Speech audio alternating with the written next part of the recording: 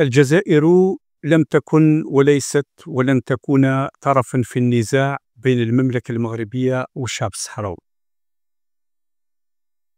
في هذا الفيديو سنشرح الموقف الجزائري بطريقة مبسطة وواضحة كي نبطل كل المغالطات والدعايات والمناورات المضللة. منذ انسحاب الاستعمار الإسباني من الصحراء الغربية منتصف السبعينات، أوكلت الأمم المتحدة مهمة تصفية الاستعمار إلى لجنة خاصة بعد أن قدمت الجبهة الشعبية لتحرير الساقية الحمراء ووادي الذهب المعروفة بالبوليزاريو ملفا تطالب فيه بحق الشعب الصحراوي في تقرير مصيره. هذا الملف تم التعاطي معه وفق مبدأ الشرعية الدولية، وانتهى إلى قرار أممي يدعو إلى تنظيم استفتاء يحدد من خلاله الصحراويون مصيرهم بحرية تامة تحت إشراف الأمم المتحدة. الاستفتاء المطروح من طرف الأمم المتحدة يضع أمام الصحراويين خيارين: البقاء تحت سيادة المملكة المغربية أو الاستقلال الكامل. وقد وافق الطرفان المعنيان بالنزاع أي المغرب والبوليزاريو على هذا المسار، وتم تأسيس بعثة الأمم المتحدة للاستفتاء في الصحراء الغربية المينيرسو من أجل تهيئة الظروف لتنفيذ هذا الاستفتاء.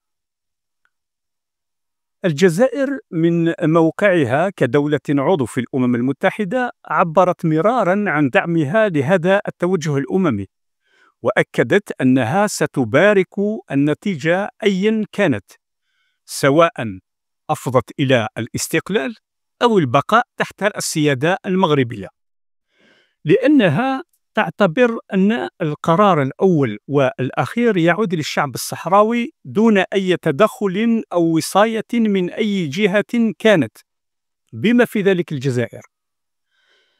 الإشكال الحقيقي في هذا النزاع لا يكمن في موقف الجزائر، بل في تذبذب مواقف الحكومة المغربية التي أظهرت حسب العديد من المتابعين عدم جديتها في تطبيق قرارات الأمم المتحدة. وسعت الحكومة المغربية إلى كسب الوقت وتغيير طبيعة النزاع من قضية تصفية استعمار إلى نزاع سياسي إقليمي مع الجزائر. هذا التوجه هدفه تضليل الرأي العام الدولي وتحريف مسار النقاش عن جوهره، وهو حق الشعب الصحراوي في تقرير مصيره بكل حرية وشفافية تحت إشراف المنظمة الأممية. ونحن نتساءل: إذا كانت الرباط على يقين تام بأن الصحراويين بايعوا العرش المغربي، فلماذا ترفض الذهاب إلى الاستفتاء الذي دعت إليه الأمم المتحدة؟ ولماذا لا يتم الحسم النهائي عبر آلية دولية شرعية وبمراقبة محايدة تقطع الشك باليقين وتمنح الصحراويين الكلمة في الفصل؟ المغرب اقترح مؤخرا خيار الحكم الذاتي كحل ثالث. الجزائر لم تعارض الاقتراح كمبدأ، لكنها تؤكد أن إدراج هذا الخيار أو أي مقترح آخر لا يجب أن يكون بديلا عن الاستفتاء الأممي ولا عن القرارات الأممية ذات الصلة، بل ترى أن من حق المغرب وغيره من الدول أن تقترح ما تشاء، لكن القرار النهائي يجب أن يترك للشعب الصحراوي وحده. الجزائر المنسجمة مع مواقفها الثابتة والداعمة للشرعية الدولية ترفض أن يفرض أي حل على الصحراويين خارج إطار الاستفتاء الذي تقرر تنظيمه بإشراف الأمم المتحدة.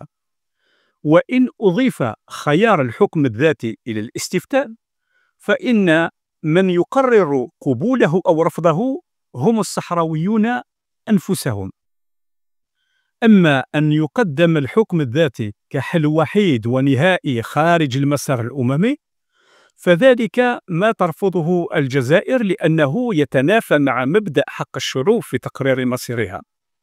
في هذا السياق يتعين التذكير بأن الدول التي تروج لخيار الحكم الذاتي كحل وحيد ونهائي هي ذاتها من ساهمت في فرض أنظمة سياسية على شعوب أخرى، أو ساندت مشاريع تقسيم، وساهمت في انتهاك السيادة الوطنية في عدد من البلدان، من فلسطين إلى العراق، ومن ليبيا إلى أمريكا اللاتينية.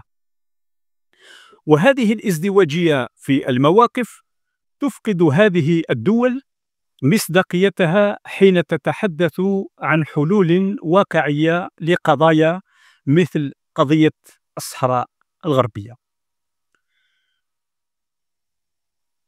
الجزائر بوصفها بلدا ساهم في دعم حركات التحرر الوطني وتدافع اليوم عن بناء فضاء مغاربي قائم على التعاون العادل والاحترام المتبادل، لا يمكنها أن تقبل بمصادرة حق شعب بأكمله في تقرير مصيره.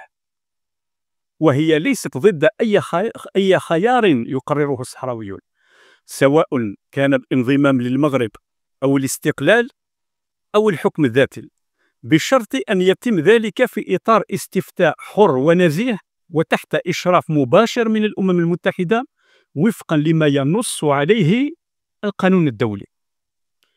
خلاصة القول أن الجزائر تلتزم بمبدأ واضح، وهو دعم حق الشعوب في تقرير مصيرها بعيدا عن الإملاءات أو الحسابات الجيوسياسية الضيقة. وليست المشكلة في اختيار أو في اختلاف الخيارات والاقتراحات، بل في من يحاول فرض حل معين دون المرور عبر إرادة أصحاب الحق الشرعي في اتخاذ القرار. الجزائر ليست طرفا في الصراع، والمغرب إذا أراد حلا دائما للصراع وقيام السلم والمعايشة الهادئة في المنطقة، والتي تضفي في آخر المطاف إلى بناء اتحاد مغاربي حقيقي تسقط فيه كل الحدود والجنسيات، وترفع فيه عاليا راية الوحدة المغاربية، يجب على ملك المغرب أن يمد يده إلى الوجهة الصحيحة، أي إلى الشعب الصحراوي، وليس إلى الشعب الجزائري الذي لا ناقة ولا جمل له في هذه القضية، ويقول بوضوح وشفافية: لك 3 خيارات، الولاء للعرش، الاستقلال، أو الحكم الذاتي. المصير مصيرك، فخذ قرارك في استفتاء حر ونزيه، ونحن لقرارك السيد ممتثلون. هذا هو الحل الصحيح، هذا هو الموقف العادل، وهذا هو المفروض سياسيا وأخلاقيا وحضاريا. وإلى اللقاء.